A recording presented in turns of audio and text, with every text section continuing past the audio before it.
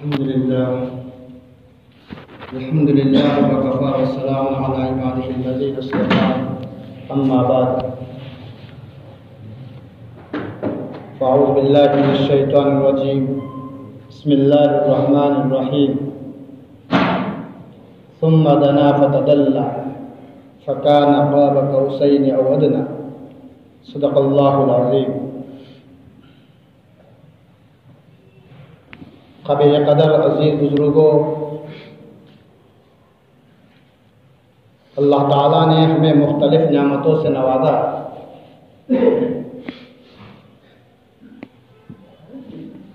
نعمتوں میں سے ایک نعمت جو اس وقت میں اللہ نے ہمیں عطا فرمائی وہ رجب کا مہینہ. تاجدار مدینہ فخر دو عالم صلی اللہ علیہ وسلم اسی مہینے سے رمضان کا استقبال کیا کرتے تھے. اسی لیے ہمیں یہ تعلیم دی گئی ہے کہ رجب کا چاند دیکھ کر اس دعا کا اہتمام کیا جائے: اللہم بارک لنا فی رجب و شعبان وبلغنا الی رمضان. یہ رمضان کے استقبال کا مہینہ 2 مہینے پہلے سے آپ اس کا استقبال اور اس کا انتظار کیا کرتے تھے. اے اللہ ہمیں رجب اور شعبان میں برکت عطا فرما، اس لیے کہ مسئلہ برکت کا ہے، کثرت کا نہیں.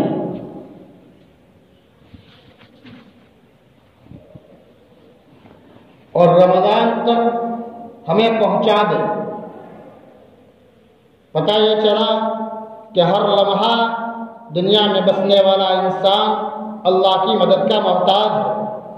اللہ چاہے گا تو ہم رمضان تک پہنچ سکتے ہیں، اگر اللہ نے نہ چاہا تو اگلی سانس کے لیے بھی ہم اللہ کے محتاج ہیں.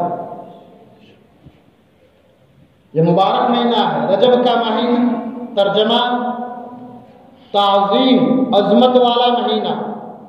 اس لیے اسے کہا جاتا ہے رجب المرجب. قرآن میں جہاں اشہور حرم کا تذکرہ ہے، ان اشہور حرم میں کہ جہاں ہر قسم کی جنگ و جدال حرام، ان مہینوں کے اندر میں یہ مہینہ رجب کا ہے کہ یہ عظمت والا مہینہ ہے، یہ اعمال کا مہینہ ہے. اس لیے کہ اس کی عظمت جو ہوتی ہے، آپ رمضان سے پہلے اپنی زندگی کی اعمالی جو نوعیت اور کیفیت، آپ جو اعمال کو بڑھا دیا کرتے تھے، روزوں کی کثرت بڑھا دیتے تھے. اس لیے یہ اس مہینے کی نعمت سے اللہ نے ہمیں نوازا، یہاں تک اللہ نے پہنچایا ہے. ہمیں بھی اس دعا کا اہتمام کرنا چاہیے: اللہم بارک لنا فی رجب و شعبان وبلغنا الی رمضان. جتنا ہو سکے کثرت کے ساتھ میں اس دعا کو مانگا جائے، اس کو پڑھا جائے، برکت کا سوال کیا جائے، اور ایک ایک دن جیسے جیسے رمضان سے قریب جاتے جائے ہم اپنی زندگی کو تیار کرتے چلے جائیں، اپنے اندر کے عزائم بناتے چلے جائیں کہ اس وقت کا رمضان تو مجھے کیسا گزارنا ہے. خوب رمضان گزارے، سحر افطار کے چکر میں اور افطار سحر کے چکر میں، اور عید الفطر کی تیاری میں ہم نے ہمارا رمضان گزار دیا. اس مرتبہ کا رمضان ہمیں کیسا گزارنا ہے، ہم اس کا مینو بنائیں کہ میں تہجد میں اٹھوں گا، اشراق تک اللہ کے دربار میں رہوں گا، تلاوت کروں گا، تسبیحات کو پڑھوں گا.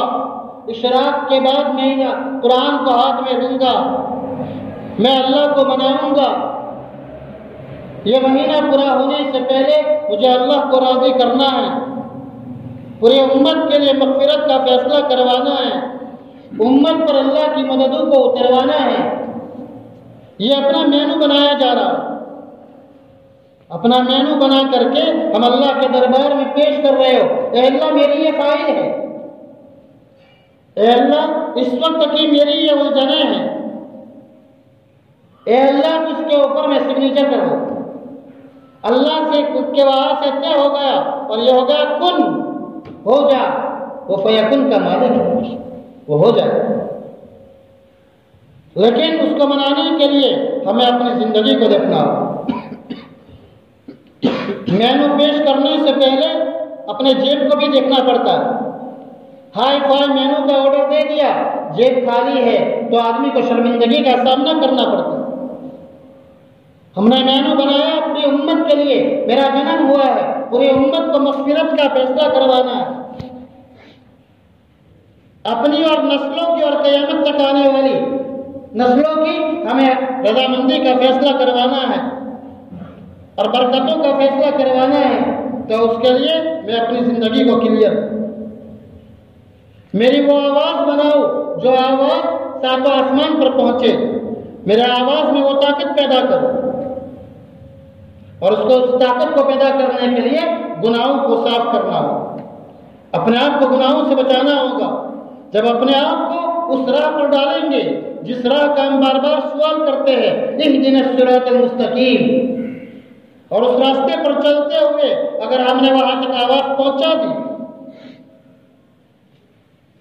اور وہاں سے فیصلہ ہو گیا، تو پھر ہم اور ہماری قیامت تک آنے والی نسلیں اور پوری امت کے لیے مدد کا فیصلہ ہوگا۔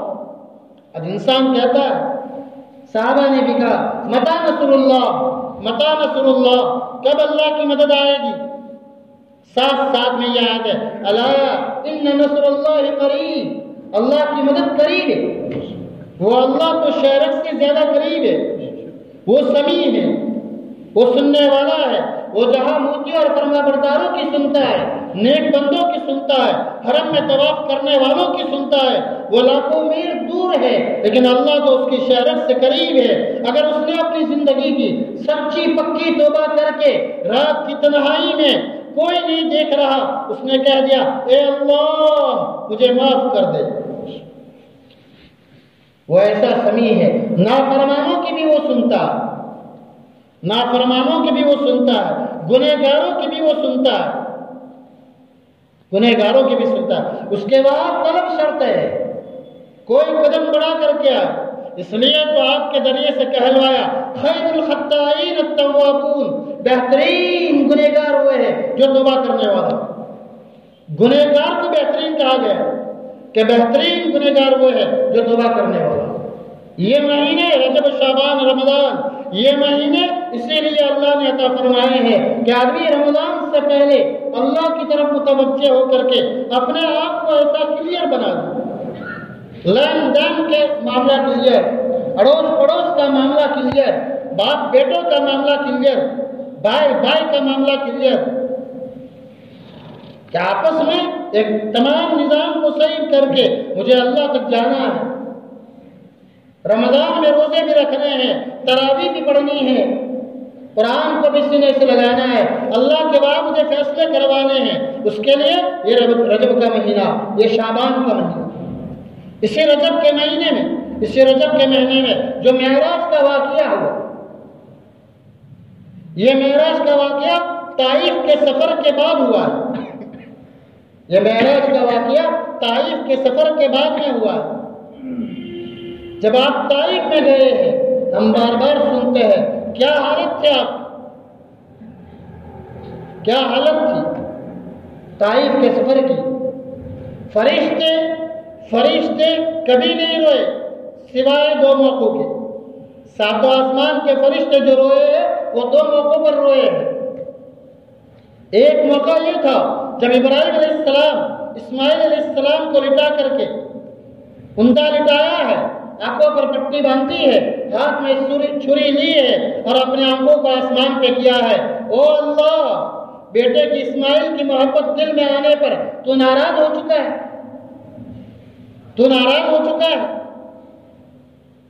اس وقت فرشتے روئے ہیں، اس وقت فرشتے روئے ہیں۔ دوسرا موقع طائف کے سفر میں جب پتھراؤ کی بارش ہوئی ہے، جب پتھراؤ برسائے گئے ہیں، آپ بے ہوش ہو گئے ہیں، آپ بے ہوش ہوئے ہیں، اس وقت ساتوں آسمان کے فرشتے روئے۔ عزیز بزرگوں، ہم سوچیں جو دکھڑا اور جس غم کو آپ زندگی پر نہیں بھلا پائے، آپ زندگی پر نہیں بھلا پائے، وہ اس وقت کتنی تکلیف ہوئی ہو۔ اس طائف کے سفر کے بعد جب طائف کے سفر سے لوٹے، طائف کے سفر سے لوٹے ہیں، مکہ کے بارڈر پر آئے ہیں، آپ کی طاقت نہیں تھی، آپ کی طاقت نہیں تھی مکہ میں انٹری کرے، باہر رک گئے۔ کتنے تھکے ہوں گے اور کیا حالت ہوئی ہوگی، سوچے تو صحیح۔ کون؟ جس کے صدقے میں زمین و آسمان بنایا گیا، پوری کائنات کا نظام جن کے صدقے میں بنایا گیا، وہ یہ حالت ہے کہ مکے میں آنے کی سکت نہیں۔ زید بن حارثہ کو اخرس بن شریک کے پاس میں بھیجا گیا کہ جاؤ اور ان سے میرے لیے امن کو مانگو کہ وہ مجھے امن دے تاکہ میں مکہ کے اندر میں داخل ہوں۔ زید بن حارثہ گئے، اخرس بن شریک سے کہا گیا محمد بن عبداللہ صلی اللہ علیہ وسلم یہ آپ سے امن مانگ رہے ہیں، مکہ میں آنے کے لیے امن دے۔ اس نے منع کر دیا، میں امن نہیں دے سکتا۔ سوچے تو صحیح،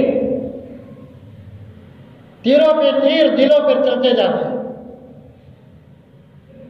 آپ نے سہل بن عمرو کے پاس میں بھیجا کہ محمد بن عبداللہ صلی اللہ علیہ وسلم آپ سے امن مانگ رہے ہیں، مکہ میں آنے کے لیے امن دے دیجیے۔ اس نے بھی امن نہ دیا۔ وہاں سے عرب کے سردار غالباً صفوان بن امیہ کے پاس آپ کو بھیجا گیا۔ وہاں جا کر امن کو مانگا گیا کہ محمد بن عبداللہ صلی اللہ علیہ وسلم امن مانگ رہے ہیں، آپ انہیں امن دے دیجیے۔ اس نے بھی امن نہ دیا۔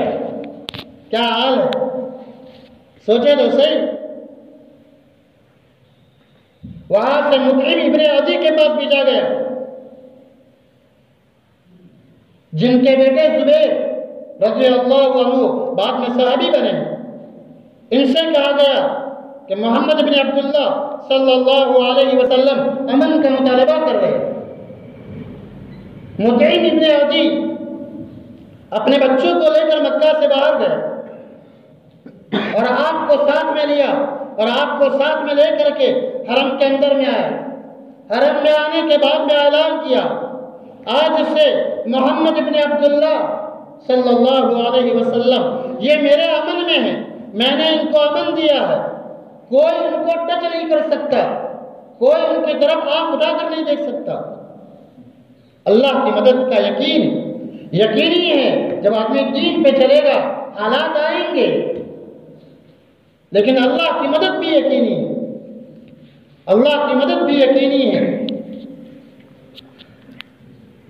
ابو جہل نے کہا او مطعم آپ امن تو دے رہے ہو، لیکن کیا تو نے ان کا کلمہ پڑھا ہے یا اپنی سرداری اور اپنے عہدے کے بلبوتے پر تم امن دے رہے ہو؟ مطعم نے کہا میں نے کلمہ نہیں پڑھا، میں اپنے مقام اور اپنے اسٹوڈنٹ اور اپنا جو درجہ ہے جو عہدہ ہے اس کا استعمال کرتے ہوئے محمد بن عبداللہ کو امن دے رہا ہوں۔ اللہ نے جس کو جو مقام دیا ہے اس مقام کو دین کے لیے استعمال کرنا چاہیے۔ ان صلاتی و نسکی و محیای و مماتی للہ رب العالمین، کہ میری زندگی کی ہر چیز ایک اللہ کے لیے قربان۔ ابو جہل نے کہا تب تو ٹھیک ہے، آپ آئے ہیں مکہ کے اندر، آپ کو امن دیا گیا ہے مطعم کے ذریعے سے۔ یہ جب طائف کا سفر ہوا ہے، اس طائف کے سفر کے بعد میں بہت زخم پہنچے تھے۔ اس کے بعد میں معراج کا واقعہ یہی 27 رجب کو پیش آیا ہے۔ رجب کے مہینے میں 27 رجب کو پیش آیا۔ اب جب اپنے گھر سے جب چلے ہیں، ام ہانی کے گھر میں تھے آپ رضی اللہ عنہ، وہاں سے حتیم میں لے جایا گیا، وہاں شق صدر کا واقعہ پیش آیا، آپ کے سینے کو چرا گیا، قلب مبارک کو دھویا گیا، وہاں سے بیت المقدس پر آپ لے جایا گئے براق کے ذریعے سے، براق سواری کے ذریعے سے۔ جب آپ اس پر سوار ہوئے، براق کچھ مستی کر رہا تھا، عام طور پر جانور کو مستی سستی، براق کچھ مستی کر رہا تھا۔ جبرائیل نے کہا، او براق تجھے پتا ہے تجھ پر کون سوار ہے؟ او براق تجھے پتا ہے تجھ پر کون سوار ہے؟ یہ سننا تھا کہ براق نے اپنا سر جھکا لیا، اپنی مستی کو بند کر دیا۔ جانور بھی جانتے تھے، جانور بھی جانتے تھے کہ میری پشت پر کون سوار ہے، ایک اشارے میں سمجھتے تھے۔ عزیز بزرگوں، مجھے اور آپ کو ان چیزوں کے ذریعے سے عبرت لینی چاہیے۔ اس کے بعد میں وہاں سے اللہ نے ان کو 7 آسمانوں کا وہاں تک سدرۃ المنتہا تک پہنچے۔ وہاں جانے کے بعد میں جبرائیل نے کہہ دیا، او محمد صلی اللہ علیہ وسلم، آگے کی میری ویزا نہیں ہے، میں آگے نہیں آ سکتا، ایک بارش کا آگے جاؤں گا میرے پر جل جائیں گے۔ تمام نور کے پردے ہٹا لیے گئے، تمام پردے ہٹا لیے گئے۔ آپ جب اللہ کے دربار میں پہنچے ہیں 7 آسمان پر، یہ آتا ہے اہتز عرش الرحمان، رحمان کا عرش خوشی کے مارے جھومنے لگا، رحمان کا عرش خوشی کے مارے جھومنے لگا۔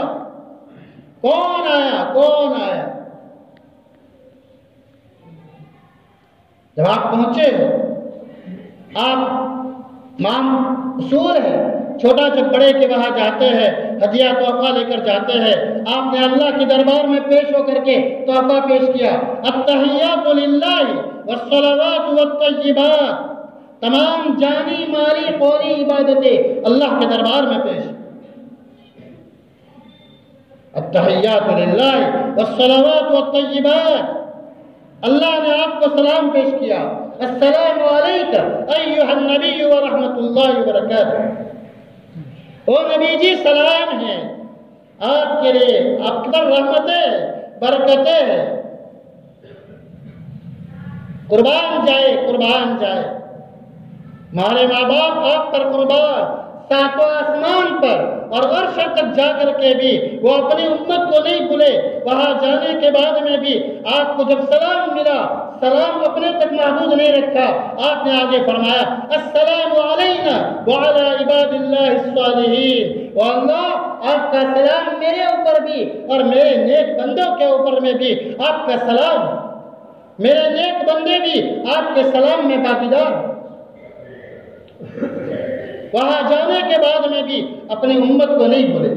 جس امت نے کھاتے وقت نبی کو بھلا دیا، کپڑے پہنتے وقت نبی کو بھلا دیا، شادی بیاہ میں نبی کو بھلا دیا، رشتہ منگنی میں نبی کو بھلا دیا، کپڑوں میں نبی کو بھلا دیا، رشتہ داری میں نبی کو بھلا دیا، نبی یاد نہ رہا صلی اللہ علیہ وسلم۔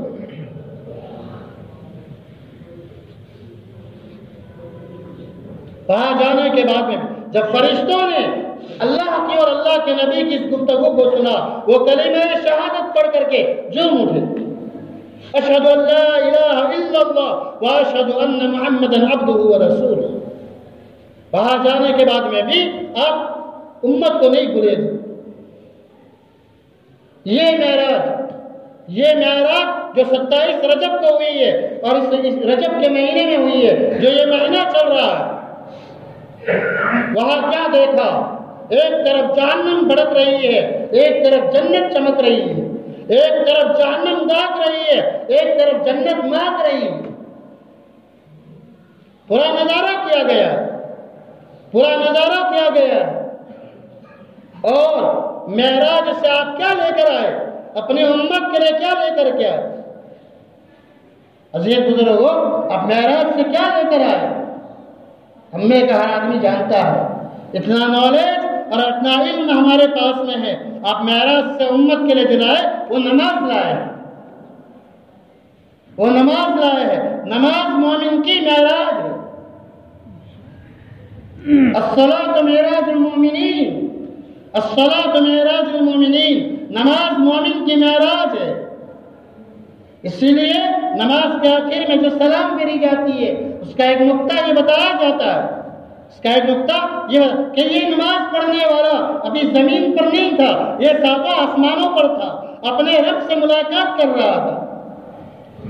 یہ سنت مؤکدہ ہے کہ ہم سلام پھیرتے وقت میں داہنی بائیں طرف جو مقتدی ہے ان کی نیت کرے، اس طرف جو فرشتے ہیں ان کی نیت کرے۔ امام داہنی طرف ہے تو داہنی طرف سلام پھیرتے وقت میں امام کی، اور بائیں طرف امام ہے تو بائیں طرف سلام پھیرتے وقت امام کی نیت کرے کہ میں زمین پر نہیں تھا، اب ساتواں آسمان سے آیا ہوں، اس لیے سلام کی جا رہی۔ جو نماز معراج سے لائی گئی ہے، آپ نے فرمایا نماز میری آنکھوں کی ٹھنڈک ہے، نماز میری آنکھوں کی ٹھنڈک ہے، یہ معراج سے لائی گئی ہے۔ عزیز بزرگوں، میرے اور آپ کے نبی تاجدار مدینہ صلی اللہ علیہ وسلم معراج میں جا کر کے ہمارے لیے یہ تحفہ لایا۔ جب نماز آئی صحابہ جھومنے لگے، اب تو اللہ کے خزانے سے فائدہ اٹھانے کی چابی مل گئی، اللہ کے خزانے سے فائدہ اٹھانے کی چابی مل گئی۔ لیکن عزیز بزرگوں، میں اور آپ دیکھیں یہ نماز کا اس وقت میں میرا اور پوری امت کا کیا حال ہے، کیا حال ہے کہ نماز ہم کہاں تک صحیح پڑھ رہے ہیں؟ جو آپ نے فرمایا صلو کما رأیتمونی اصلی، ایسی نماز پڑھو جیسے مجھ کو پڑھتے ہوئے دیکھا۔ آج ایسے مبارک مہینے میں ہر امتی کو اپنا ہاتھ تاجدار مدینہ صلی اللہ علیہ وسلم کے ہاتھ میں ہاتھ دے کر کے رجب کے مہینے میں، جس مہینے میں نماز کا تحفہ ملا ہے، اندر میں کچھ ارادے کرنے چاہیے، اپنے گھروں میں نماز کا اہتمام کرنا چاہیے، مستورات کی بے دینی کو بھی دور کرنے کی فکر، اور نماز جو ہے اس کو بھی اہتمام لانے کی فکر، جوان طبقہ بھی، بوڑھے بھی 100% نماز کا ماحول بنے، 100% نماز کا ماحول بنے اپنی زندگی میں۔ اس کے بغیر ہم کامیاب نہیں ہو سکتے، اس کے بغیر ہم کامیاب نہیں ہو سکتے۔ ہماری صحیح محبت کا حق ادا نہیں ہو سکتا جب تک تو ہم نماز اپنی زندگی میں ایسی نہ لائے جیسے آپ نے کہا۔ وہ محبت کا تھرمومیٹر ہے۔ جب آپ سے کہا گیا، آپ سے کہا موقع پر ایک صحابی نے کہا مجھے 300 کیا چاندی کا منافع ہوا، آپ نے فرمایا اس سے بہتر نہ بتاؤ کہ نماز فرض نماز کے بعد 2 رکعت نفل۔ آپ نے کسی نے آپ سے محبت کا دعویٰ کیا، میں آپ سے محبت کرتا ہوں، آپ نے فرمایا سجدوں کی کثرت سے میری مدد کرو، سجدے کی کثرت سے میری مدد کرو۔ گویا کہ آپ تک پہنچنے کے لیے اور آپ کے ذریعے اللہ تک پہنچنے کے لیے نماز کو لازم پکڑنا ہوگا۔ نماز کو چھوڑ کر کے ہم آپ کی شفاعت کے حقدار نہیں بن سکتے۔ اللہ تعالی ہمیں صحیح معنوں میں ایسے مبارک مہینے کی اور مبارک گھڑیوں کی قدر کرنے کی توفیق عطا فرمائے۔